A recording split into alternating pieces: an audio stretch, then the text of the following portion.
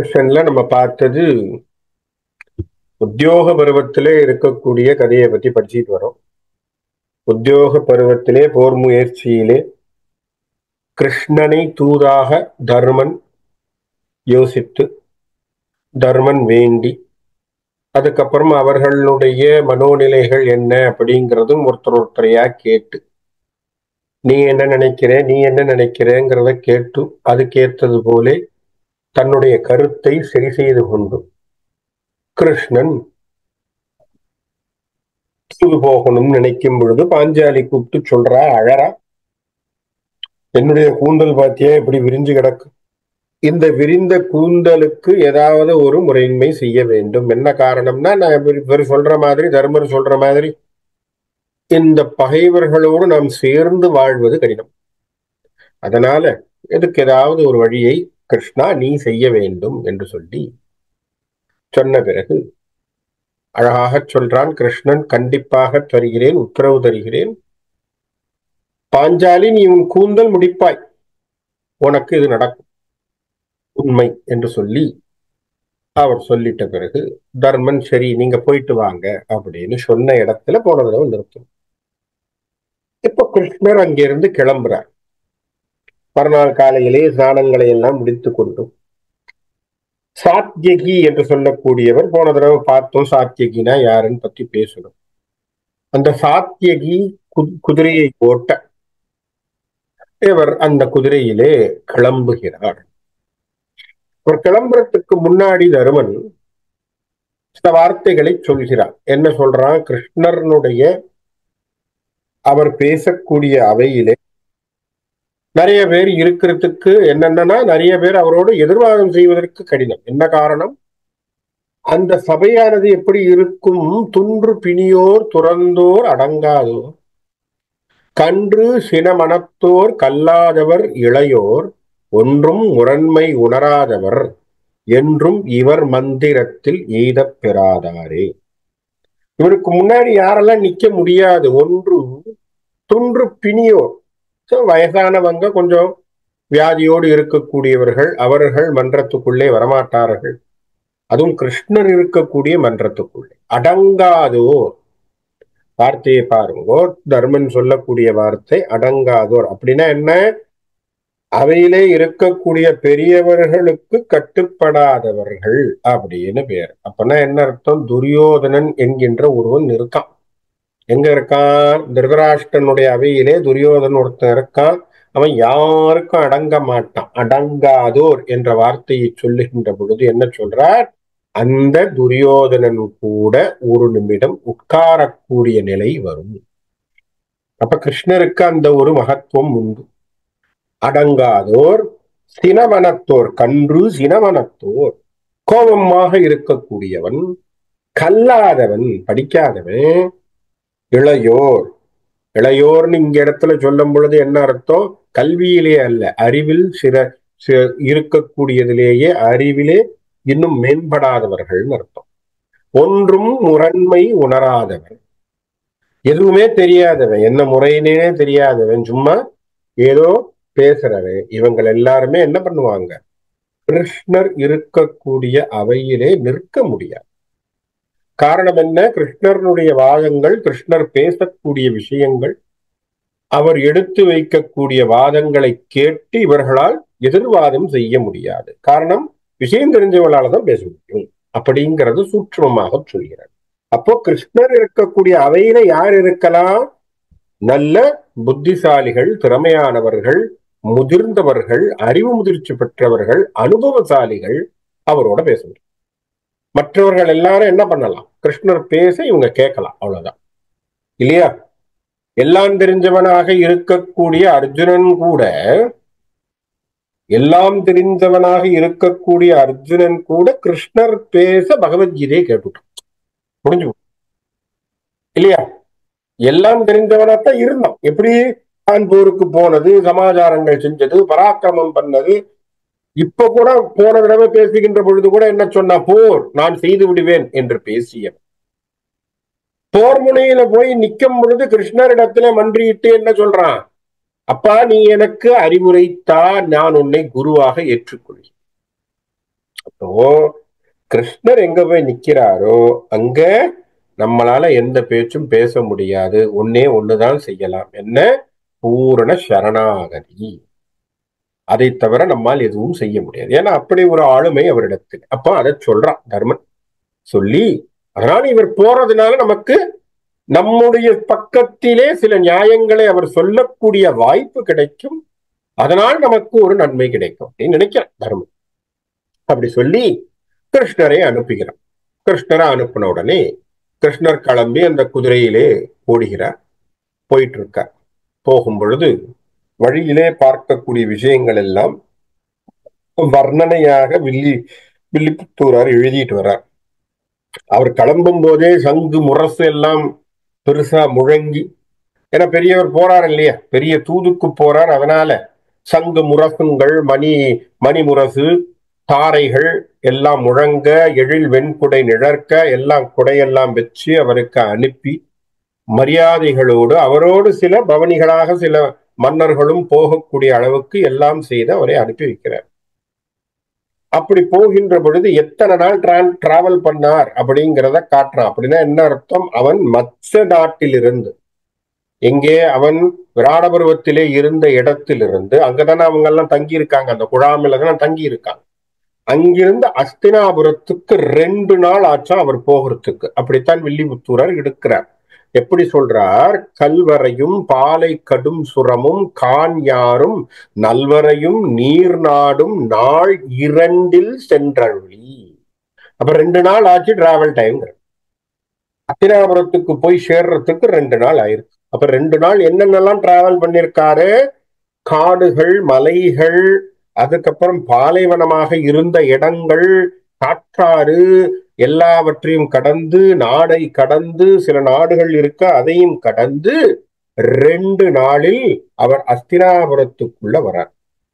அஸ்தினாபுரம் எப்படி இருக்கான்? தொல்வரைய கோபுரமும், பழமையான கோபுரங்கள். அஸ்தினாபுரத்தினுடைய வர்ணனையை வில்லிபுத்தூரார் கொடுக்கின்ற பொழுது அஸ்தினாபுரம் எவ்வளவு வளமான ஒரு நாடாக இருந்திருக்குங்கிறத வர்ணனையாக பேசுற. அதை நம்ம இங்க பார்க்கணும். அஸ்தினாபுரம் எப்பேற்பட்ட வர்ணனையோடு, எப்பேற்பட்ட வளத்தோடு அது இருந்திருக்கு அப்படிங்கறத இந்த இடத்துல அவர் பதிவு செய்யறார். அப்போ என்ன சொல்றார்? பல்வரைய கோபுரமும் நீள் மதிலும், பெரிய மதில், சூழ்ந்து இளங்கும் மல்வரைய தோளான் வளைமாநகர் கண்டான். அப்படி உள்ள வரும்பொழுது அப்படி பெரிய பராக்கிரம தோலை உடைய கண்ணன், அப்படி எவ்வளவு பெரிய மதில் இந்த ஊருக்கு அப்படின்னு நினைச்சு வராராம். அப்பனா பாருங்க, அவர் பார்க்காத மதில்களா என்ன? ஆனாலும் அஸ்தினாபுரத்தினுடைய அந்த சூழலை பார்க்கின்ற பொழுது அவருக்கு ஒரு சந்தோஷம் தோன்றுகிறது. அப்படி அந்த மதில்களையும் அதனுடைய நகர்ப்புறத்தினுடைய அமைப்பையும் பார்த்து அப்படி வரார். அதனுடைய இயற்கை வளங்கள் எல்லாம் அப்படி கொட்டி கிடக்கு. அப்படியே பார்க்கும் பொழுது அவ்வளவு ஒரு இடத்துல அகில், சந்தனம், வாசனை திரவியங்கள், மகரந்தம், செண்பகம், இன்னொரு பக்கத்துல அப்படியே தாமரை மலர்கள் பூத்து குலுங்கி எல்லாம் இருக்கக்கூடிய அழகான ஒரு நகரமாக அந்த நகரம் இருக்கு. அப்படி வரார். வந்து வந்து வந்து அந்த நாட்டுக்குள்ளே வருகின்ற பொழுது பல வீதிகளையும் கடந்து வருகிறார் என்று பேசுறார். இதுல பல வர்ணனைகள் இருக்கு. நான் வர்ணனைக்குள்ள நிறைய போகல. அழகாக எழுதியிருக்கார் வில்லிபுத்தூராரனுடைய சொல்லாடல். இந்த வர்ணனையை படிக்கின்ற பொழுது கிட்டத்தட்ட அவர் அழகாக பல சங்கத்தமிழையும் பல விஷயங்களையும் உள்வாங்கி எழுதியிருக்காருங்கிறது இதுல புரிஞ்சுக்கலாம். ஏன்னா அந்த அளவுக்கான வர்ணனைகளை அழகாக எழுதியிருக்கார். கொஞ்சம் கம்பனையும் வாசித்திருப்பார் போல தோணுது. ஏன்னா கம்பனுடைய பாதிப்பும் இதுல நிறைய இருக்கு. இந்த கம்பன் மிதிலையினுடைய காட்சி படலத்திலே மிதிலையை வர்ணிக்கின்ற பல இடங்களான ஒப்புமைகள் இங்க நிறைய காட்டுறார். அப்போ கிட்டத்தட்ட கம்பராமாயணத்தை உள்ளுக்குள்ள வாங்கியிருக்கார் அப்படிங்கிறதும் புரியுது. கம்பனுடைய தாக்கமும் வில்லிபுத்தூரார் இடத்திலே இருந்திருக்குன்னு தெரியுது. அதனாலதானே பாட்டிலே கம்பன் சிறந்தவன்னு நம்ம பேசும். எவன் படிச்சாலும் கம்பனை கீழே வைக்க முடியாது இல்லையா? அப்பேற்பட்ட ஒரு கம்பன். அப்படி இருக்கக்கூடிய அந்த பாடல்கள், அப்படி இருக்கக்கூடிய வகையிலே அந்த வர்ணனைகளை சொல்லுகின்ற பொழுது வரையலாம், வளம் எல்லாம், கடலெல்லாம், வளைந்த தரையலாம், படுபொருள் எல்லாம் தனித்தனி குவித்து நிறையலாம் கவர் ஆவன நீர்மையாய் புலவோர் உரையலாம் தொடுத்து உரைப்பினும் உவமை வேறு உள. எல்லா மலைகளிலும் எல்லா வகைப்பட்ட காடுகளும் எல்லா கடல்களும் அதை சூழ்ந்திருக்கக்கூடிய எல்லா நாடுகளும் எல்லா பொருள்களும் எல்லாம் அப்படியே குவிஞ்சு கிடக்கின்ற ஒரு நகரமாக அந்த அஸ்தினாபுரம் இருக்கு. இத சொல்றதுக்கு என்ன சொல்றார்? உரையலாம் தொடுத்து உரைப்பினும். யாரு? புரவலோர். இதை சொல்லுவதற்கு புலவர்களிடத்திலே ஒப்புமை இல்லை என்பதை பேசுகிறார். ஆனா என்ன அர்த்தம்? அவனால சொல்ல முடியல. வார்த்தையால் விவரிக்க முடியாத வளங்களை கொண்டதாக அஸ்தினாபுரம் இருக்கு அப்படிங்கிற மாதிரி ஒரு வார்த்தையை போடுகின்றான். அடுத்ததாக அந்த நகரிலே இருக்கக்கூடிய அந்த விஷயங்கள், அதில் இருக்கக்கூடிய பல கூட்டங்கள், அப்படி இருக்கக்கூடிய விஷயங்களையும் அழகாக அழகாக பதிவா சொல்றார். என்ன சொல்றார்? வீரனின் விதங்கள், வீரனின் வரவுகான் மலரினும் பல வீரரின் விதங்கள். அப்படின்னா என்ன? வரவுகான் மலரின் பல வீரனின் விதங்கள் அப்படின்னா, அந்த மலர் கொத்து கொத்தா பூத்து குலுங்குகின்றதோ அப்படி நீங்க பாத்தீங்கன்னா, இந்த மலர் எல்லாம் சில சமயம் சொல்லுவோம் இல்லையா, மலர் காடா இருக்குங்கிற மாதிரி அந்த அளவுக்கு பூத்து இருக்கு. அதுல நீங்க பாத்தீங்கன்னா எல்லாம் சேர்ந்திருக்கு. மல்லி, முல்லை, செண்பகம், தாமரை, ஆம்பல், கொட்டியல் எல்லாம் கிடக்கும் இல்லையா. அப்படி வகை வகையா வகை வகையா வகை வகையா அங்கங்க வளர்ந்திருக்கு இல்லையா. இப்ப பார்க்க அப்படியே பூக்காடாக இருப்பதாக தோன்றுகிறதே.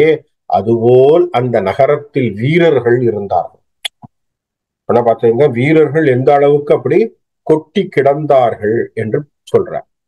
அடுத்தது பறவை வெண் மணலிலும் பல புறவியின் பொங்கி. அப்புறம் என்ன அர்த்தம்? பறவை பறவை வெண் மணலிலும். அங்க நீங்க பாத்தீங்கன்னா கடல் இருக்குன்னு வச்சுப்போம், அல்லது ஆறு இருக்கு, கடல் இருக்கு. கடல்ல மணல் திட்டு இருக்கு இல்லையா. அந்த மணல் திட்டு எப்படி பரவி இருக்கோ அதுபோல் குதிரைகள், அப்படி வெண்ணிற குதிரைகள் பரவி இருக்கும். அப்படின்னா என்ன இருக்கு? என்ன பாருங்க, ஒப்புமைகளை பாருங்க, அழகான ஒப்புமைகளை சொல்கின்ற. இரவில் வான மின்னினும் பல யானையின் கூட்டம். இரவுல நட்சத்திரங்கள் எவ்வளவு இருக்கோ அந்த நட்சத்திரத்து கூட்டத்திற்கு அளவிற்கு யானையினுடைய கூட்டங்கள் இருக்கு. நிறைகொள் கார் புலியினும் பல பேர் அணிநிலையே. இங்கே இருக்கக்கூடிய வான மேகங்கள் எவ்வளவு இருக்கோ அது போன்ற அளவிற்கு அங்கே தேர் கூட்டங்கள் இருக்கு. அப்போ அத்தனை வளங்களோடு அந்த அஸ்தினாபுரம் இருந்தது என்கின்ற சுட்டை அவர் அழகாக பேசுறார். பேசி ஒவ்வொரு இடத்திலும் ஒவ்வொருத்தர் இருக்கக்கூடிய இடங்களையும் பார்த்துக்கிட்டே வர்றார். கிருஷ்ணர் இத்தனையும் பார்க்கிறார். இந்த மதில்கள்ல இருக்கக்கூடிய விஷயங்கள் இவைகள் எல்லாம் பார்த்துட்டு வர்றார். அப்படி வருகின்ற பொழுது ஒரு வீதியிலே அங்க அந்தணர்கள் ஒரு இடத்திலே இருக்கக்கூடியதை பார்க்கிறார். ஆசு இலா மறை அந்தணர் ஆலயம் ஒருபால். அங்க அந்தணர்கள் ஒரு பக்கம் இருக்காங்க. மாசு இலா முடிமன்னவர் மாளிகை ஒருபால். அங்க இருக்கக்கூடிய குற்றமில்லாத மன்னர்களுடைய மாளிகைகள் ஒரு பக்கம். காசு இலா மதியமைச்சர் தம் கடிமனை ஒருபால். அழகான மந்திரி கூட்டங்கள் அவர்களெல்லாம் ஒரு பக்கம். பேசு இலா வள வணிகர்தம் பேரிடம் ஒருபால். வணிகர்கள் அத்தனை பேரும் ஒரு கூட்டமாக. இப்ப இத்தனை விதமான மக்கள் அந்த அஸ்தினாபுரத்தில் வாழ்ந்தார்கள். பதிவு இதுதான் நமக்கு வரலாற்று பதிவா எடுக்கலாம். ஏன்னா வள்ளிபுத்தூரார் சொல்றத நம்ம எடுத்துக்கக்கூடிய ஒரு விஷயமா இருக்கு. அப்ப இத்தனை மக்கள் அங்கு ஒன்று கூடி அழகாக அவர்களுடைய வாழ்க்கையை வாழ்ந்து கொண்டிருக்கிறார்கள் அப்படிங்கிறது நமக்கு புரியுது. அப்படி இந்த இடங்களை எல்லாம் பார்த்து கொண்டு வருகின்ற அந்த அண்ணன் என்ன பண்றான்? மதிலுக்கு பக்கத்துல கோட்டைக்குள்ளே நுழைந்து கோட்டையின் ஒரு மூலையிலே தென்பக்கத்திலே இருக்கக்கூடிய ஒரு வனத்திற்குள்ளே, ஒரு நந்தவனம் மாதிரி இருக்கு, ஒரு பூங்கான்னு வச்சுப்போம். இந்த பூங்கால போய் உட்காந்துட்டேன். என்னன்னா, ஆள் நான் வந்திருக்கேன்னு சொல்லி வான்னு சொல்லணுமா இல்லை? ஏன்னா தூதுவன் நான் சொன்ன பிறகு மரியாதை என்ன? எதிராளி சொல்லணும், வாப்பா தூதுதானே நீ வான்னு சொல்லணும். அப்படி மரியாதை இல்லைன்னா அவன் போகக்கூடாது. தூதுவனுக்கு அதுதான் லட்சணம்.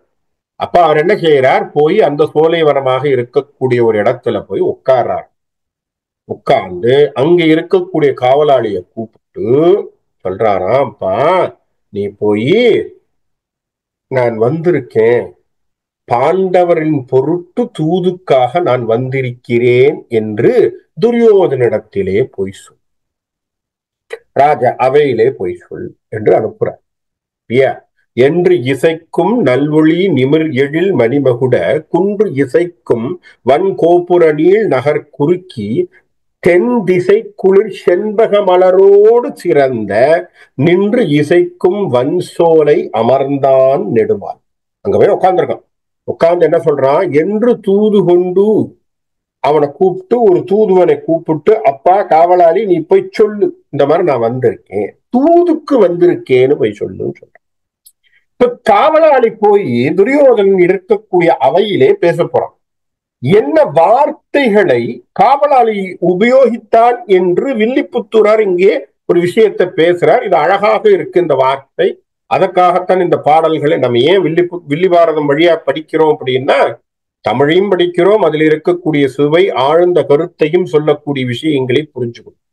அழகா சொல்றான், அன்று தூது கொண்டு, எப்படி கிருஷ்ணர் வந்திருக்காரு நேரடியா சொல்லல, அதுக்கு விஷயத்தை சொல்றார். இப்படி விஷயமா வேற விதமா சொல்ல வர்றார். எப்படி சொல்றான் பாருங்க, காவலாளி சொல்லவார், அன்று தூது கொண்டு இலங்கை தீ விளைத்தவன் ஐவருக்கு இன்று தூது வந்து எயிர் புறத்து இருத்தனன் என்றான். கேள்வியை நான் ஒரு கேள்வி கேட்கிறேன். காவலாளி வந்து சொல்ல வேண்டிய விஷயம் என்ன? அப்பா யாதவ குலத்தில் இருந்து வந்திருக்கக்கூடிய கிருஷ்ணன் வந்திருக்கான், இதெல்லாம் சொல்லணும். நந்தகோபனுடைய புள்ள வந்திருக்கான், சொல்லணுமா இல்லையா? இல்ல வசுதேவன் புள்ள வந்திருக்கான், சொல்லணுமா இல்லையா?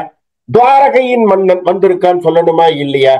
ஏன் இவன் இந்த வார்த்தையை உபயோகித்தான்? வில்லி பாரதத்திலே வில்லிபுத்தூரார் இந்த இடத்துல சொல்லக்கூடிய விஷயம் என்ன? அன்னிக்கு இலங்கைக்கு அனுமனை அனுப்பி தீயை விளைவித்தவன் யாரோ அவன் இன்னைக்கு பாண்டவர் பொருட்டு ஐவருக்காக வந்திருக்கான் தூதான்னு பேச.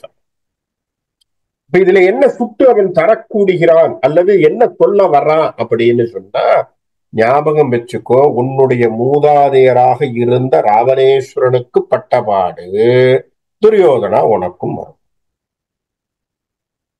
அவன் நகரம் அன்னி கழிஞ்சது பத்தியா, அது போல உனக்கும் நேரும். காரணம் என்ன?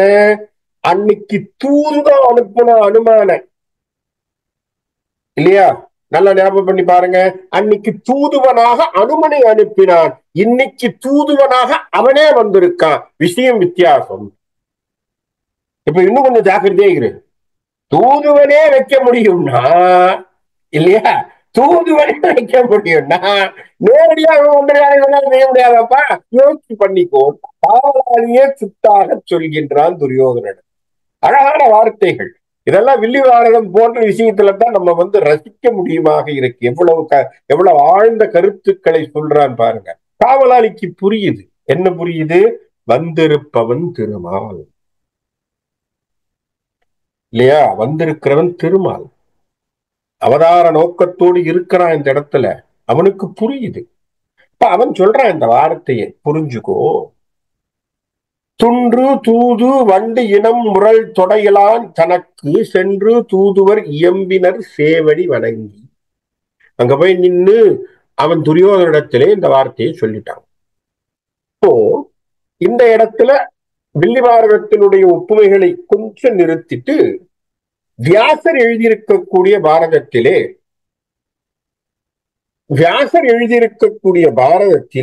நம்ம வந்து எப்படி இந்த இடத்தை அழகாக சுட்டி எழுதுகிறார் அப்படிங்கிறத. வியாசருடைய பாரதத்திலே என்ன பேசுறார் அப்படின்னா, இவர் தூதாக வரப்போறார் அப்படிங்கிறது துரியோதனனுக்கு ஒரு விஷயம் தெரிய வருது. இந்த மாதிரி கிருஷ்ணன் தூதாக வரப்போறான் அப்படிங்கிறது அவன் காதிலே விழுந்தவுடன் அவன் என்ன பண்றான்னா, கிருஷ்ணன் இந்த மாதிரி அவையில வந்து எல்லாருக்கும் முன்னாடி சொல்றான், அவர் தூதா வரார், அதனால நம்ம எல்லா விதமான ஏற்பாடுகளையும் செய்ய வேண்டும். அப்ப இதை கேட்ட உடனே பீஷ்மருக்கு ரொம்ப சந்தோஷம். பீஷ்மர் தான் சொல்றாராம், அது பரமாத்மாப்பா, அது நாராயண ஸ்வரூபம். ஆகவே அவருக்கு தக்க மரியாதை செய்ய வேண்டும். ஏன் பீஷ்மருக்கு அந்த உணர்வு இருக்கு ஏற்கனவே, அவருக்குள்ள அந்த பாதிப்பு இருக்கு. அதனால அவர் சொல்றார், இல்லப்பா அவர் பரந்தாமன், அவன் பரமாத்மா, அவன் வர்றார் அப்படின்னு சொன்னா அவருக்கு தக்க மரியாதை செய்யணும். நம்ம எல்லாருமே அதுக்கு கடன் பட்டிருப்போம். உடனே துரோணர்ல இருந்து கிருப்பர்ல இருந்து எல்லோரும் சந்தோஷமாக இருக்கிறார்கள். எக்ஸப்ட் அப்படின்னு நம்ம சொன்னோம்னா இந்த ஆட்களை தவிர, யாரு, சகுனி, கர்ணன், துச்சாதனன், இவங்களுக்கெல்லாம் பிடிக்கல. அது எப்பவுமே இருக்கிறது தான். ஏன்னா பாண்டவன் பொருட்டு எவனாவது பேசினாலும் இவங்களுக்கு பிடிக்காது, பொறுக்காது. அதனால இவங்க மனசுல ஒரு இது இருக்கு. ஆனாலும் துரியோதனன் என்ன பண்றான், திருதராஷ்டிரன் கிட்ட போய் சொல்றானா, அப்பா அப்பா அந்த மாதிரி அவர் வர்றார், ஆகவே மன்னராக நீங்க இருக்கிறதுனால நம்ம அவருக்கு யாராக இருந்தாலும் அவருக்கு ஏற்ற மரியாதை செய்து நம்ம நகர்ப்புறத்தை அலங்கரித்து எல்லாம் செஞ்சு அவரை கூப்பிடணும் அப்படின்னு சொல்றார். சொன்ன உடனே அதனால என்னப்பா, மாட மாளிகைகள் கோர கோபுரங்கள் எத்தனையும் தோரணங்களை கட்டி அங்கங்கே விளக்குகளை போட்டு அங்கங்கே எல்லாத்தையும் பண்ணி அழகாக நகர்ப்புறத்திலே எல்லாம் அலங்காரங்களை செய்து அவர் வருகின்ற பொழுது அவருக்கு அலங்காரங்கள் செய்து அவருக்கு முழுமையாக கும்பத்தை வச்சு அவரை கூப்பிட்டு எல்லாம் பண்ணலாம் அப்படிங்கிற வார்த்தையை பேசப்படுகிறது.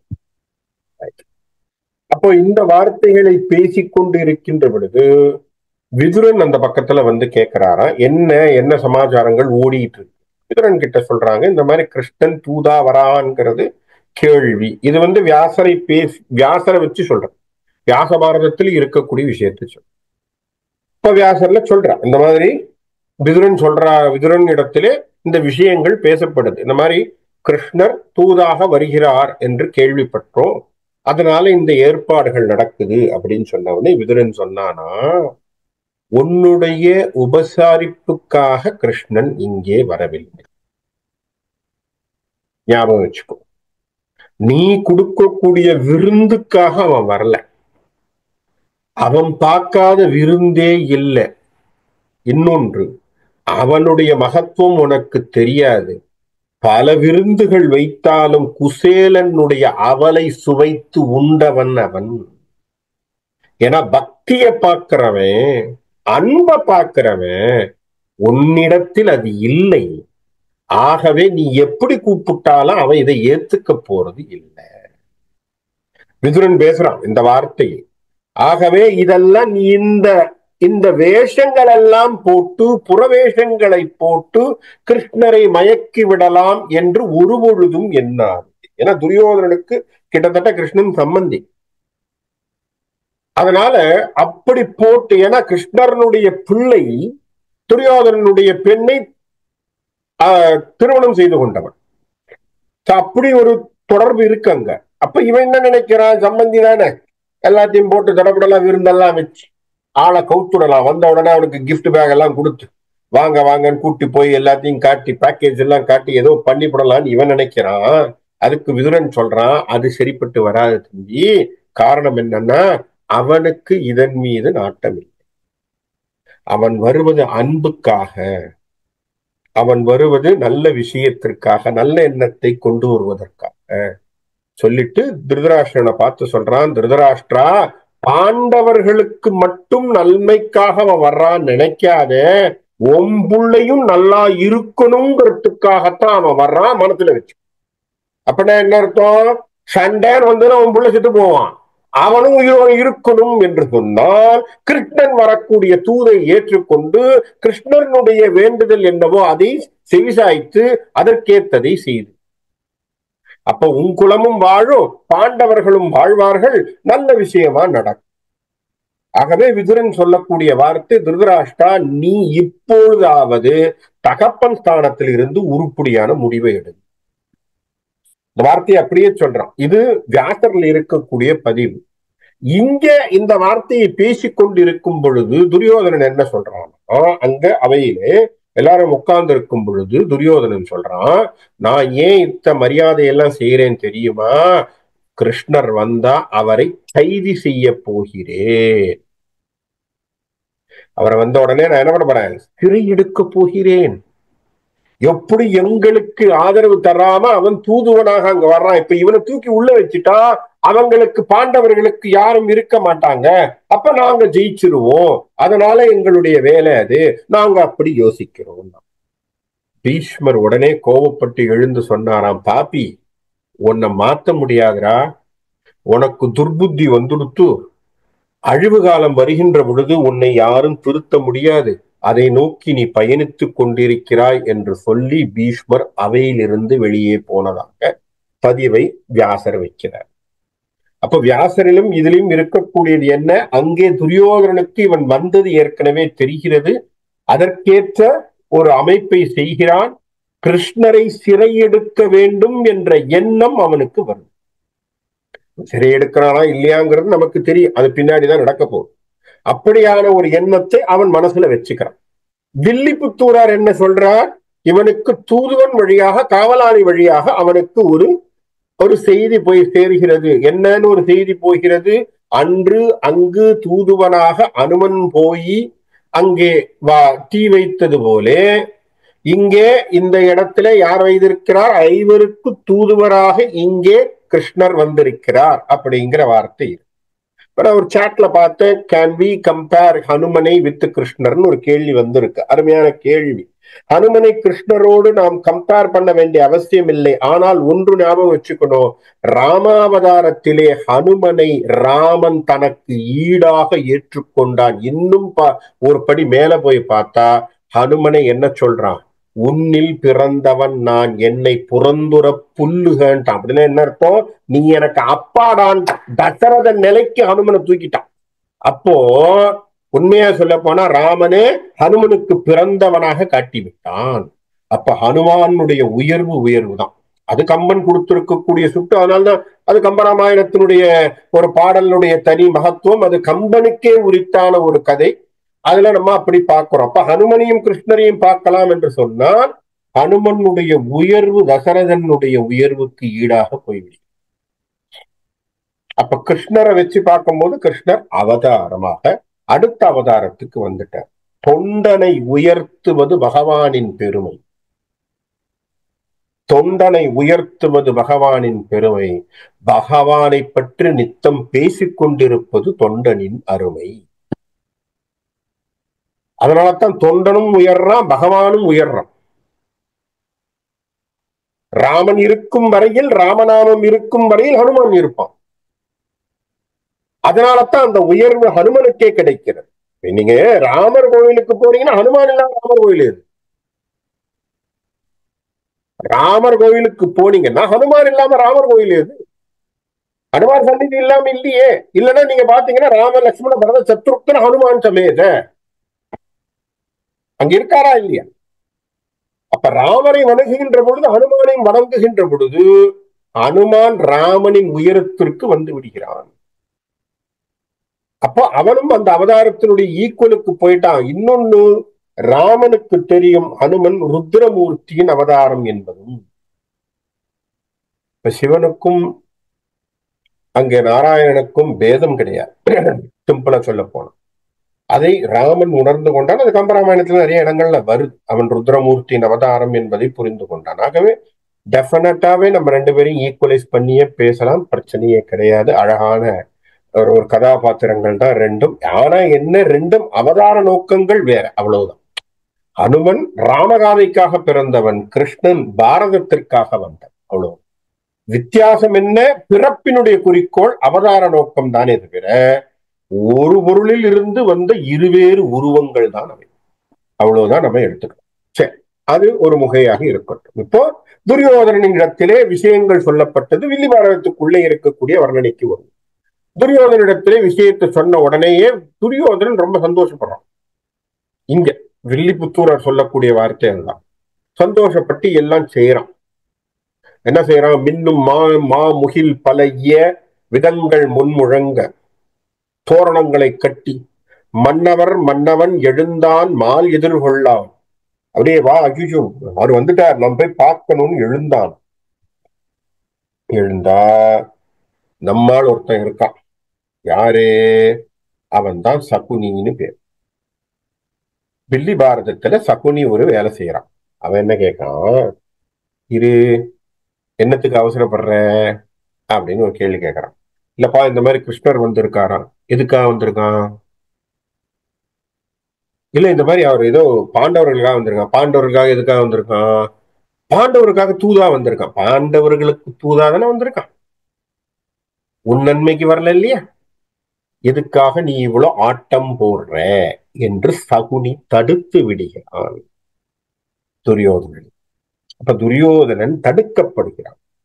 என்னத்துக்கு சொல்றான்? இருக்கட்டும், அவன் வந்தா வரட்டும், அவன் நோக்கம் என்ன, அவன் வேணும்னு வரும்பொழுது வர்றான். நீ என்னத்துக்காக எதிர்கொண்டு ஓடி போய் நின்னு எல்லாம் பண்ண வேண்டிய அவசியம் உனக்கு எதற்கு? அப்ப சகுனி என்ன செய்யறான் இந்த இடத்துல? துரியோதனனை அந்த இடத்திலும் தடுக்கக்கூடிய முயற்சியை சகுனி செய்து விடுகிறான். ஆகவே நின்று விடுகிறான். இப்ப புரியுதா? நல்ல விஷயங்களை நாடி நமக்கே கர்மா போகணும் நினைக்கின்ற பொழுது சில சமயங்கள் நம்மை துஷ்ட சக்திகளினால் நாம் தடுக்கப்படுகிறோம். துரியோதனன் பரந்தாமனை பார்த்திருந்தா கூட சில சமயங்கள் நல்லது நடந்திருக்கலாம். ஆனா சகுனி என்கின்ற ஒரு தீய சக்தி அதை போகாம தடுக்குது. அப்ப அவனுக்கு அந்த அறிவு வரக்கூடாதுன்னு ஒரு தடங்கள் இருக்கு. அது இந்த இடத்துல நடக்கும். அப்ப சகுனி சொன்ன உடனே இவன் சரின்னு மாமா சொல்லிட்டேன், இவனுக்கு தாய் மாமன் தான், மாமா சொன்ன உடனே சரின்னு மண்டை ஆட்டிட்டு அப்படி போய் நின்றுட்டு சரி ஆகும். அது முடிஞ்ச உடனே எல்லாரும் உட்கார்ந்து இருக்க அங்கே துரியோதனர் கண்ணனுக்கு நம்ம இடம் அமைத்து கொடுக்கணும் அதெல்லாம் பேசிட்டு இருக்கும் பொழுது என்ன பண்றாங்க? அழகான ஒரு ஒரு ஒரு அருமையான ஒரு இன்சிடென்ட சொல்லுவாங்க. கிருஷ்ணர் இப்போ நகருக்குள்ள வர்றார். நகருக்குள்ளே வருகின்ற பொழுது மன்னர்கள் எல்லாரும் அவனை எதிர்கொண்டு நிற்கிறார்கள். யாரு? விபீஷணன் நிற்கிறாரு, துரோணர் ஒரு இடத்துல நிற்கிறார். அதை தவிர அங்கே இருக்கக்கூடிய மன்னர்கள் எல்லாரும் பூர்ண கும்பத்தை வச்சு நிக்கிறாங்க. துரியோதனனும் தன்னுடைய வீட்டின் மாளிகையின் முன்னாடி தன் கையிலே பூர்ண கும்பத்தை வைத்து நின்று கொண்டிருக்கிறான். வீதியில அத்தனை பேரும் பெரிய பெரிய பெரிய ஆட்கள், அத்தனை பேரும் மாளிகைகள் நிரம்பி இருக்கு. அத்தனை மாளிகைகளும் அலங்காரப்படுத்தப்பட்டு எல்லாரும் கையில பூர்ண கும்பத்தோட எதிரில நின்று கிருஷ்ணரை, அங்கே நடந்து வரக்கூடிய கிருஷ்ணரை, வீதியிலே நடந்து வரக்கூடிய கிருஷ்ணரை நீ வா, நீ வா, நீ வா என்று ஒவ்வொருவரும் பூர்ண கும்பத்தை வைத்து கூப்பிட்டு கொண்டு இருக்கிறார். கிருஷ்ணர் அப்படியே நடந்து வரார். யார் பூர்ண கும்பத்தையும் எடுத்துக்கல, பார்த்துக்கிட்டே வரார். அப்படின்னா என்ன அர்த்தம்? யாரையும் அவர் அக்செப்ட் பண்ணல. ரெண்டு பக்கத்துலயும் இருக்கு, ரெண்டு பக்கத்துலயும் நின்று கூப்பிட்டுட்டே இருக்காங்க எல்லாரும். நீ வா கிருஷ்ணா, என் வீட்டுக்கு வா, கிருஷ்ணா என் வீட்டுக்கு வா, கிருஷ்ணா என் வீட்டுக்கு வா, ஒவ்வொருத்தரும் கூப்பிடுறான். இப்படியே பார்த்துக்கிட்டே வர்றார் ரெண்டு பக்கமும். அதான் அழகாக சொன்னார், தொல் பகீரதி மைந்தனும். பகீரதி மைந்தன் என்று சொன்னால் கங்கை மைந்தன், கங்கையின் மைந்தனும் துரோணரும் சுதனும் எல்லாரும், கிருபன் எல்லாரும் வாசல்ல நின்று வாங்க, எங்க வீட்டுக்கு வாங்க, எங்க வீட்டுக்கு வாங்க, பூர்ணகும்ப மரியாதையை வைத்து கூப்பிட்டு கொண்டிருக்கிறார்கள். எத்தனை பேருன்னு அழகாக வில்லிபுத்தூரார் எழுதினார். மல்கு 2, 10, 100, 1000 மக்கள் நின்றார்களாம். அப்படிப்பட்ட மக்கள் அத்தனை பேரும் வரிசையில நின்று வா வா கிருஷ்ணா, என் வீட்டுக்கு வா, என் வீட்டுக்கு வா, என் வீட்டுக்கு வா, என் வீட்டுக்கு வா அப்படின்னு சொன்னா கிருஷ்ணர் என்ன பண்ணாரா? ரெண்டு பேரையும் பார்த்து பார்த்து வந்து வந்து வந்து இரு மருங்கினும் மன்னவர் வணங்க பைந்துழாய் முடி பரமனும் கண்மலர் பரப்பி அந்த மாநகர் புகுந்த பின் அரசியில் புகாமல் என்ன பண்ணா? எந்த மாளிகைக்குள்ளேயும் போகாம என்ன பண்ணானா? குந்திகூர் அருள் விதுரன் வாழ் மனை புகுந்தான். அங்க மூளையா ஒருத்தன் வீடு இருக்கு, ஒரு குடிச்ச மாதிரி இருக்கு. அடடே இது யாருப்பா இந்த குடிசைன்னு கேட்டாரு. பாருங்க, இதுதானே இருக்கிறதுலயே ரொம்ப என்ன சொல்றது, ஒரு நக்கல் அப்படின்னு சொல்ற மாதிரி அவன் பெரிய பெரிய மாளிகையை வச்சுக்கிட்டு கூட்டி விட்டுருக்கான். அப்படியே நடந்து வர்றார். வந்தோடனே அங்க ஒரு மூலையா குடிசை வீடு இருக்கு. பார்த்தானா, அடனே இந்த யாருப்பா இந்த குடிசை வீடுன்னு கேட்டானா. இவங்க எல்லாம் எப்படி கூப்பிட்டாங்க நல்ல ஞாபகம் வச்சுக்கிட்டு அழகாக சொல்லுவார் திருச்சி கல்யாணராமன் என்று சொல்லக்கூடிய உபன்யாசகர் சொல்லுவார், கிருஷ்ணா என் வீட்டுக்கு வா, கிருஷ்ணா என் வீட்டுக்கு வா. வார்த்தை பாருங்க, கிருஷ்ணா என் வீட்டுக்கு வா, வார்த்தை அதுதான். அங்க அப்படியே போகும்பொழுது அந்த மணியை பார்க்கிறார். பார்த்த உடனே இது யார் வீடு அப்படின்னு கேட்ட உடனே பின்னாடி இருந்து குரல் வந்துதான், கிருஷ்ணா இது உன் வீடு. இங்க சொன்னது என்ன, என் வீடு. இவர்கள் சுயநலத்தோடு கூப்பிட்டார்கள். அவர் சொன்னாரா, கிருஷ்ணா இது ஓம் வீடு. இவர் உடனே சொன்னாரா, எனக்கு தெரியாம வசுதேவன் எப்ப இந்த குடில கட்டினாருன்னாரா இவன். இவனுக்கு பாருங்க, எனக்கு தெரியாம வசுதேவன் எப்ப இந்த குடில கட்டினார் அப்படின்னாராம். பின்னாடி இருந்து விதுரன் வந்து சொன்னாராம், பா நீ என்னைக்கு கால் எடுத்து வைக்கிறியோ என்னைக்குமே உன்னுடைய அகம்தானப்பா இது என்று சொல்லி பூர்ண கும்ப மரியாதை கொடுத்து விதுரன் தன் குடிலுக்குள் கூப்பிட்டு கொண்டு போறான். அப்போ எதற்காக விதுரன் வீட்டுக்கு உள்ள போறான் யோசிக்கணும். இத்தனை மகாராஜாக்களும் மன்னர்களும் குலகுருகளும் எல்லாரும் நின்னு கூப்பிட்டா அவங்க வீட்டுக்கு போகாம விதுரன் என்கின்ற ஒருவனுடைய வீட்டுக்கு போகிறான் என்று சொன்னால் பக்தி படாடோபத்தை மிஞ்சி விடுகிறது. விதுரனிடத்திலே அவன் போனதற்கு காரணம் பக்தி மட்டும்தான். அன்பின் பால், பக்தியின் பால் விதுரன் மீது அவனுக்கு இருந்த ஒரு அழகான அன்பு. இந்த பக்தன் கூப்பிட்டான்னு கிளம்பி போறான் உள்ள. அழகா சொன்ன, புந்திகூர் அருள் விதுரன் வாழ் வளமனை புகுந்தான். உள்ள போறான், போய் உட்காடுறான். இவங்க எல்லாருக்கும் மூக்கரு விட்டு, அடடா நம்ம கூப்பிட்டோமே நம்ம கிட்ட வரலையேன்னு சொல்லிட்டு எல்லாரும் போயிட்டாங்க. அங்க உள்ள போயாச்சு. விதுரன் வீட்டுக்குள்ள உட்கார்ந்து இருக்கான். வந்த உடனே விதுரனுக்கு ஒன்னும் கை கால் புரியல இல்லையா? யோசிச்சு பாருங்க, உலகத்தின் பரம்பொருள் நம்ம வீட்டுக்குள்ள வந்தா எப்படி இருக்கும்? அவனை பார்த்தா எப்படி இருக்கும்? கை கால் புரியாது. திடீர்னு நம்ம கதவு திறந்து வச்சுட்டு இருக்கோம், பகவான் பாபா வீட்டுக்குள்ள வராருன்னா எப்படி இருக்கும் சொல்லணுமா? கை கால் ஓடாது, என்ன பண்றதுன்னு தெரியாது, கீழே கீழே விழுவோம். அழகா சொல்றாரு வில்லுப்புத்தூரார். இதெல்லாம் ரொம்ப அழகான வார்த்தைகளை போடுகிறார். விதுரன் அப்படியே பார்க்கறான். பார்த்து என்ன செய்யறான் பாருங்க, இருந்து உவந்தருள் இறைவனை இறைஞ்சினான். சொல்ல முடியல அவனுக்கு, பரவசம். யாரும் எதிர்பார்க்காத ஒரு பேரு விதுரனுக்கு கிடைக்கிறது இல்லையா? பரம்பொருள் அவன் வீடு தேடி போகுது, வீட்டுக்குள்ள போயிருக்கு. இறைஞ்சி பெருந்துவத்தான் பிறப்பையும் இறப்பையும் பிரித்தான். புரிஞ்சு போச்சு. இங்கதான் ஒரே வார்த்தையில சொல்லிட்டான் வில்லிபுத்தூரார். என்ன வார்த்தையை போட்டான்? விதுரனுக்கு பிறப்பு இறப்பு பிரிக்கப்பட்டது. அப்படின்னா என்ன அர்த்தம்? ஞானம் அவனுக்கு வழங்கப்பட்டது, மோட்சம் கிடைத்தது. முடிச்சிட்டான். என்ன வேணும்? இந்த பிறவியில நாம் எதிர்பார்க்கக்கூடிய ஒரே விஷயம் என்ன? வீடு பேரு. வந்தா கிருஷ்ணரை கூப்பிட்டான். கிருஷ்ணர் தன்னுடைய அகத்துக்குள்ளே வந்தார். வந்த உடனேயே அவனுக்கு என்ன ஆயிப்போச்சு? பிறவி பிணி தீர்ந்தது. அதுதான் அவனுக்கு கொடுத்திருக்கக்கூடிய கொடுப்பு. இதுதான் அவனுடைய அருள். அதுதான் விதுரனுடைய பக்தி. மருந்து வந்தனை அமரருக்கு அருளிய மாயோன் விருந்து வந்தனன் என்று உளமுருகி விதுரன். எப்படி சொன்னா, அப்பா அன்றைக்கு தேவர்கள் எல்லோரும் இன்னும் மூவா சாகா வரம் பெற்று வாழ வேண்டும் என்று சொல்லி அங்கே பார்க்கடையிலே கிடைக்கின்ற பொழுது அமுதத்தை எடுத்து உன் கையால் பரிமாறி தேவர்களுக்கு இன்னைக்கும் சாகா வரத்தை கொடுத்த நீ இந்த அடியேனுடைய சின்ன குடிசைக்கு வந்து எனக்கு மோட்சத்தை கொடுத்தது என்ன பெரிய பேர். எவ்வளவு பெரிய ஆள் நம்ம வீட்டுக்குள்ள வந்தா எப்படி இருக்கும்? பெரிய ஆபீசர் வீட்டுக்குள்ள வந்தா கை கால் புரியாதுங்கிற மாதிரி.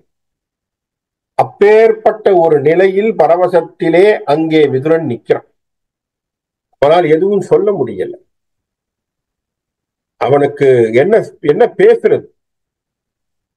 கோடு கொண்டு கைக்குறி சிலை அலர்ந்த கோகணத்து காடு கண்டன கண்டு தன் கண் இணைக்களியா தோடு கொண்ட தார் விதுரன் இப்பிறப்பையும் தொலைத்தான். வீடு கண்டவர்க்கு இயம்பவும் வேண்டுமோ வேண்டா. பாருங்க, அழகான வார்த்தைகளை வில்லிபுத்தூரார் அள்ளி வழங்கக்கூடிய விஷயத்திலே நம்ம ஒண்ணு புரிஞ்சுக்கணும். என்ன? பக்தி என்கின்ற ஒன்று நம் மனதிலே ஆழமாக இருக்கும் என்று சொன்னால் பரமனும் உன் வீடு தேடி வருவான்.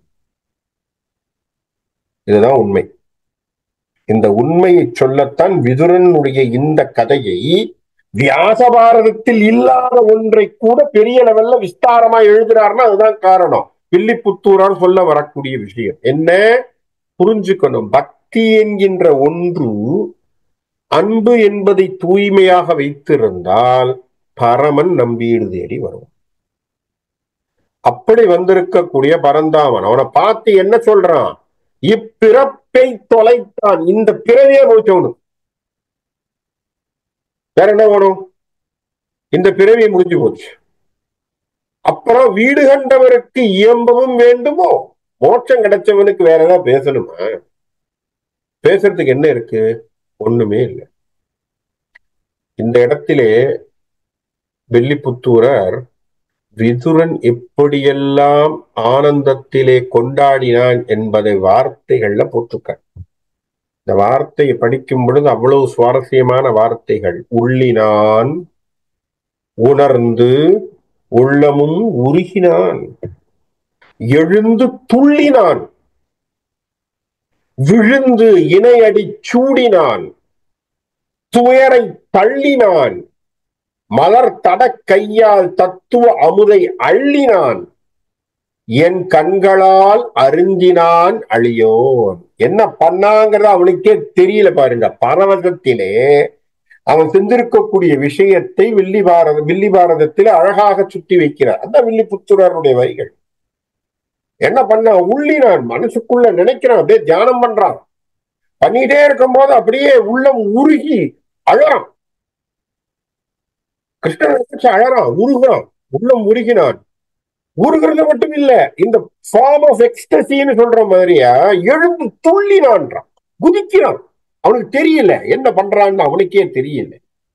குதிக்கிறான், விழுந்து இணையடி சூடினான். குதிச்சு அவன் திரும்பி பார்க்கறான், அப்பா கிருஷ்ணா, கீழே விழறான். கிருஷ்ணா கிருஷ்ணா கிருஷ்ணா கிருஷ்ணா கிருஷ்ணா கிருஷ்ணா கிருஷ்ணா விழுந்து விழுந்து விழுந்து சேவிக்கிறான். துயரை தள்ளினான். அவனுக்கு என்ன மனசுல என்ன துயரம் என்னங்கிறதே தெரியல. தான் யார் என்பதை மறந்து போனான். தன் நினைப்பு அற்றவனாய் நின்றான். அப்ப துயரை தள்ளினான்.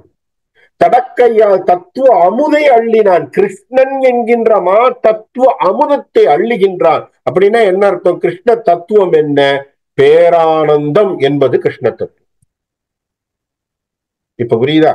வில்லிபுத்தூரர் என்ன அழகான வார்த்தைகளை கிருஷ்ண தத்துவத்தை கொடுக்கிறார் பாருங்க. கிருஷ்ணர் என்கின்ற தத்துவ அமுதை அள்ளினான். அப்படின்னா என்ன அர்த்தம்? ஆனந்தம். அதுதான் முழுமையான ஆனந்தம். அந்த முழுமையான ஆனந்தம் என்ன பண்றான்? கையால் அப்படியே குடிக்கிறான். என் கண்களால் அருந்தினான் அழியோ. அப்படி அவனால சொல்ல முடியாத பரவசத்திலே விதுரன் நிற்கிறான். அவனுக்கு என்ன வார்த்தைகள் சொல்றதுன்னு தெரியல. வாய் வார்த்தை பேச வரல. பேச வந்தா கண்ல இருந்து தண்ணியா வருது, நான் குலையுது, வார்த்தைகள் தடுமாறுது. பேசுறதுக்கு முன்னாடி கீழே கடால் கடால் விழறான், கிருஷ்ணா கிருஷ்ணான்னு சொல்லி. இதுதான் ஜீவ முக்தி லட்சணம்னு சொல்றோம். What is the grammar to understand? ஒருவனுக்கு ஜீவ முக்தி கிடைச்சிருக்குன்னா அவனுடைய லட்சணங்கள் என்று சொன்னால் இதுதான் அவனுடைய லட்சணம். சூட்சமம் இதுதான்.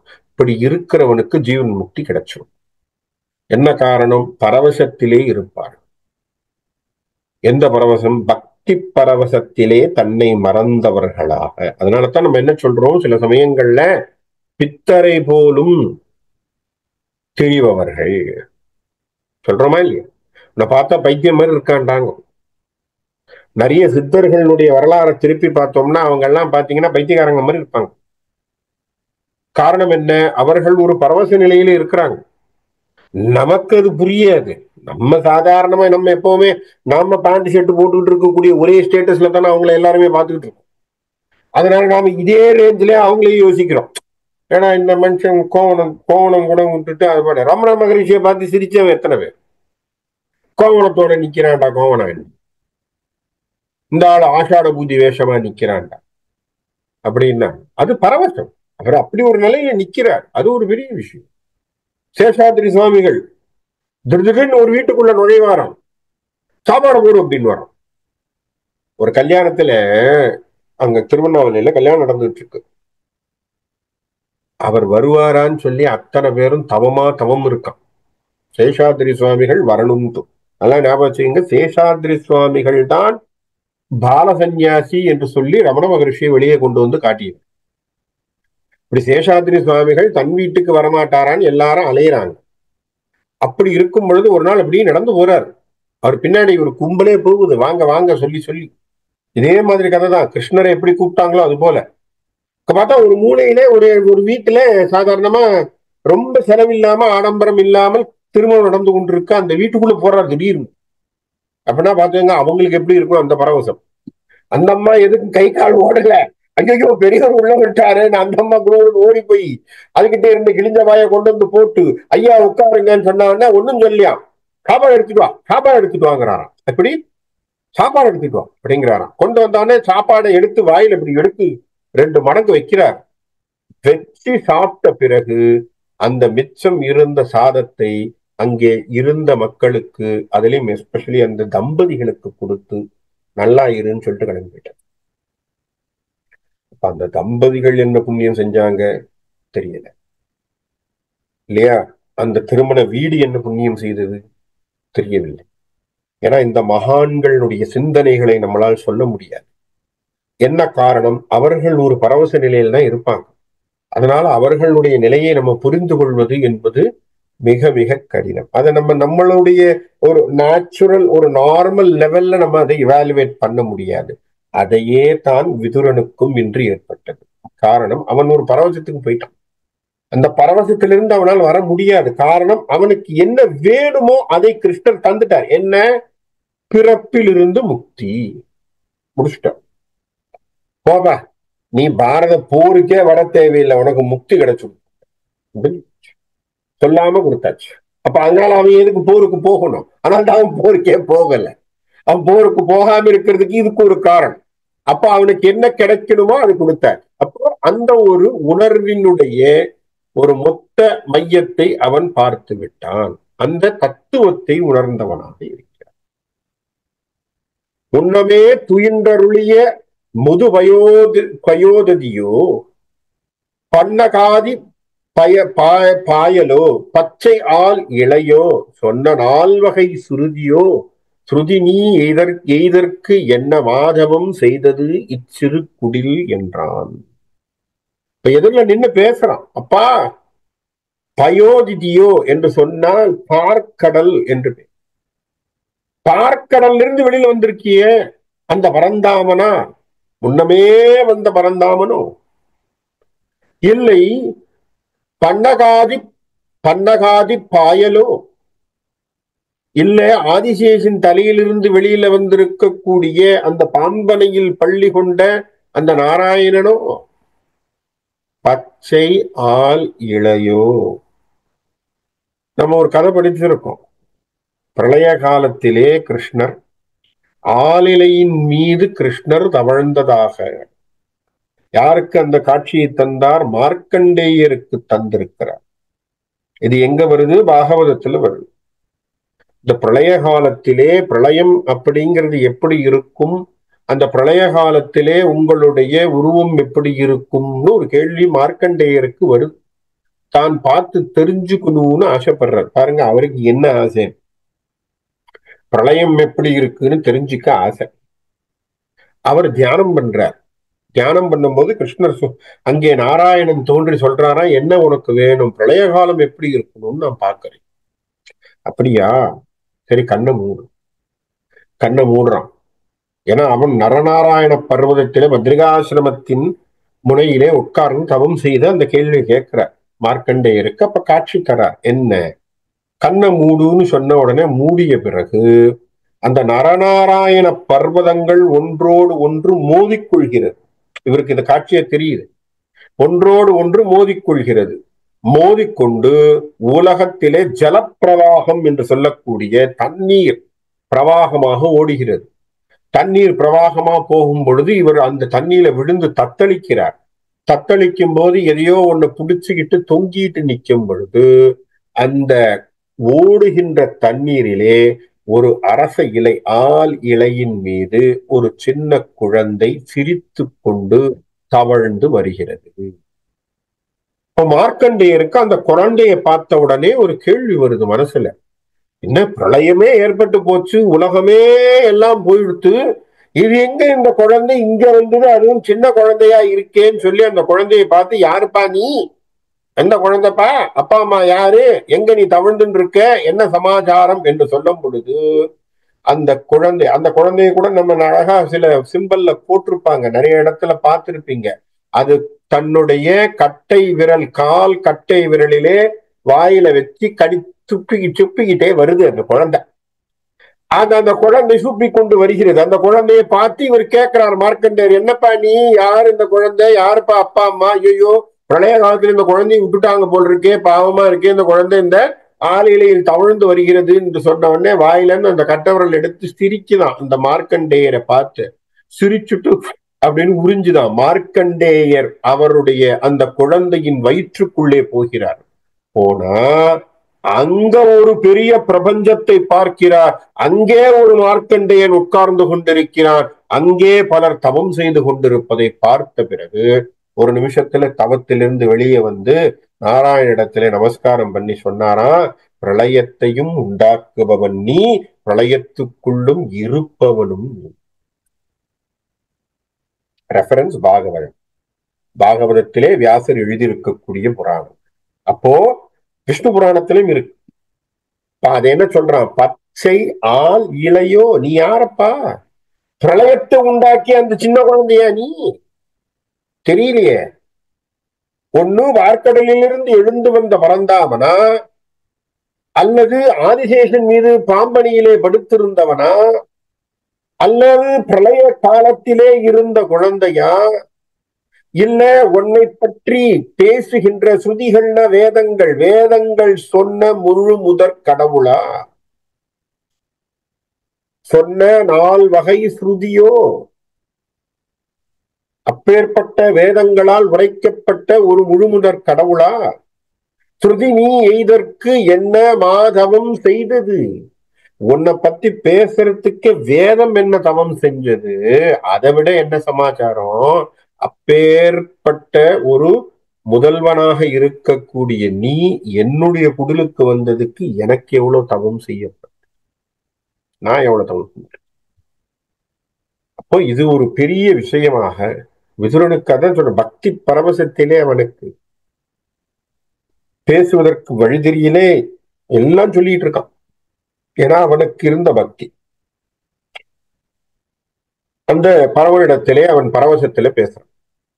இதெல்லாம் கேட்ட உடனே கிருஷ்ணர் சாதாரணமா இவர் பாட்டு சிரிச்சுட்டு தான் இருக்க, இவர் எதையுமே பேசல, தான் இதுதான் தான் அதுதான் வாயை திறந்து சொல்லல. ஏன்னா எப்பவுமே பெரியவங்களுடைய லட்சணம் அதுதான், நீங்க என்ன பாராட்ட சொன்னாலும் ஒரே மாதிரிதான் இருப்பாங்க, அது அவர்களுடைய லட்சணம். அவர் பாட்டு கிருஷ்ணர் தான் பாட்டுக்கு சிரிச்சுக்கிட்டு இவர் சொல்லக்கூடிய விஷயங்கள் எல்லாவற்றையும் புரிந்து கொண்டு பேசுறான். அன்னைக்கு ஒரு காலத்துல புவனங்களை எல்லாம் வாயில காட்டினியே, அவன் தானே நீ, இதெல்லாம் பேசுறாரு. எல்லா விதமான விஷயங்கள் அமைந்த வாச நல் நீர் கொடு மஞ்சனம் ஆடி சமைத்து பல்கரி. அப்போ இதெல்லாம் பண்ண பிறகு உடனே விதுரன் சொல்றான், தன்னுடைய வீட்டுல நீங்கள் விருந்து சாப்பிடணும் அப்படின்ட்டு உடனே தன்னுடைய வீட்டுல விருந்து சமைப்பதற்கு ஏற்பாடு செய்கிறான். நல்ல அழகான சமையலுக்கான விஷயங்களை எல்லாம் கூட்டி, பல்கரிகள் அடிசில் விரும்பினால் அருந்தி, அழகா நல்ல அரிசில்னா நல்ல நெல்லு சோற போட்டு நல்ல இதை பண்ணி சாப்பாடெல்லாம் பெரிய லெவல்ல பண்ண சொல்லி, உம்மை நாயகன் இரவு ஒழித்தருளினான் உதவ இம்மைப்பிலார் அமுது அருந்தி இயல்பு என இருந்தனர். அதனால எல்லாரும் வந்து நின்று எல்லாரும் பண்ணக்கூடியது. இதுக்கு முன்னாடி என்ன செய்யறான்னா, சமையல்காரங்களை கஞ்சாடையில காட்டி சமையல் பண்ணுன்னு சொல்றான் விதுரன். அவங்க எல்லாம் ஓடி போய் சமைக்க ஆரம்பிக்கிறாங்க. அமைச்சு இத்தனை சமையலும் கொண்டு வந்து அவர் முன்னாடி வைக்கிறார்கள். கொடுத்த பிறகு அவன் சாப்பிடுறான். யாரு? அழகாக உட்கார்ந்து அமுது சாப்பிடுகின்றான் கிருஷ்ணன்.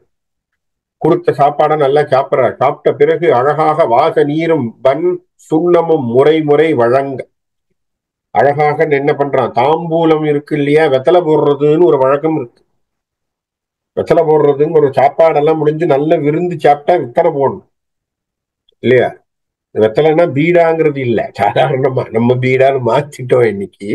ஆனா வெத்தலை அப்படிங்கிறது என்னன்னா சுண்ணாம்பு தடவி வெத்தலையை சாப்பிடுறதுங்கிறது ஒரு பழக்கம். காரணம், சுண்ணாம்புல கால்சியம் இருக்கு. வெத்தலை போட்டோம்னா டைஜஷன் ஆகும், நம்ம சாப்பிட்ட சாப்பாட்டுக்கு செரிமானம் ஏற்படும். அதனால அழகாக அந்த சுண்ணாம்பை தடவி முறை முறை வழங்க பூசுறும் தொழில் பூசினார் சூடினார் புனைந்தார். கையில கொடுக்கவுடனே அதை வாயில போட்டு அழகா உட்கார்ந்து தாம்பூலம் தரித்து பக்கத்துல இருக்கிறவங்க எல்லாம் சாமரம் வீச வெண்மதிக்குடை நிழற்ற கேசவன் மணி கேசரி தனி தவிசிடை கிளர்ந்தான். அழகா உட்கார்ந்து அப்படி நிதானமா அப்படி யோசனையில இருக்க கிருஷ்ணன் உட்கார்ந்த உடனே அப்போ அஸ்தமனம் ஆகுது, சூரியனுடைய அஸ்தமனம் ஆகுது. ஆன உடனே எல்லாரும் பக்கத்துல அந்த அங்க நடக்கக்கூடிய அந்த அஸ்தமன நிகழ்ச்சிகளை பற்றி பேசுகின்றான் வில்லிபுத்தூரான். அந்தந்த விஷயங்கள் எல்லாம் அந்த சுருதி அந்த கருதி அந்தனர் யாவரும் தன் கடன் கழிப்ப எல்லாரும் அவங்க போய் அந்தணர்கள் அதனுடைய அந்த சந்தியாவந்தனம்னு சொல்லக்கூடிய விஷயங்களை செய்ய எல்லாரும் எல்லா விஷயங்களும் பண்ண அப்போ வாசுதேவனாகிய கிருஷ்ணன் உட்கார்ந்திருக்கான்.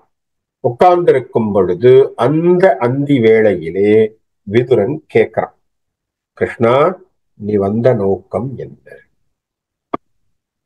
நீ எதுக்காகப்பா வந்திருக்கே அப்படின்னு உடனே சொல்றார், ஒண்ணுமில்ல, துரியோதன் இடத்திலே பாண்டவர்களுக்காக தூது வந்திருக்கிறேன் என்று கிருஷ்ணர் சொல்றார். சொன்ன உடனே விதுரனுக்கு ஆன்சர் தெரிஞ்சு போச்சே. அங்க போய் அவையில தெரிஞ்சுக்கணுமா? அங்க போக வேண்டிய அவசியம் இல்லை. விதுரனுக்கு ஏற்கனவே ஆன்சர் தெரியும். என்னன்னா கொஸ்டின் பேப்பர் வர்றதுக்கு முன்னாடி ஆன்சர் அவுட்.